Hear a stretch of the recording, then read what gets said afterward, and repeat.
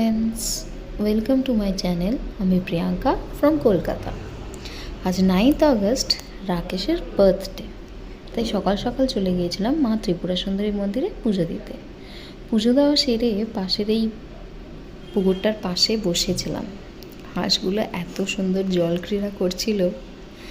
সত্যি কথা বলতে এই জায়গাটা ভীষণ শান্তিপূর্ণ জায়গা।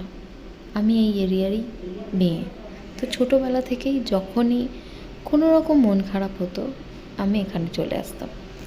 দিদার কাছে শুনেছি এই মন্দিরের অনেক ইতিহাস। এই মন্দিরের মা খুবই জাগ্রত, আর এখন তো এই মন্দির আরও সুন্দর করে দিয়েছে। পাশেই একটি শিব মন্দিরও আছে, যাও অনেক পুরনো। আশেপাশের জায়গা নিয়ে অনেক ইতিহাস এই মন্দিরের। তো সকাল সকাল আমরা মন্দিরে মায়ের কাছে পুজো দিয়ে তারপর একটু ফটো সেশন করছিলাম, করে বাড়ি ফিরলাম।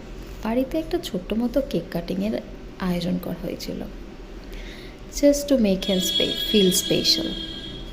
দেন লাঞ্চ, আর সন্ধেবেলা রেডি হয়ে আমরা বেরিয়ে পড়লাম বন্ধুদের সাথে দেখা করতে।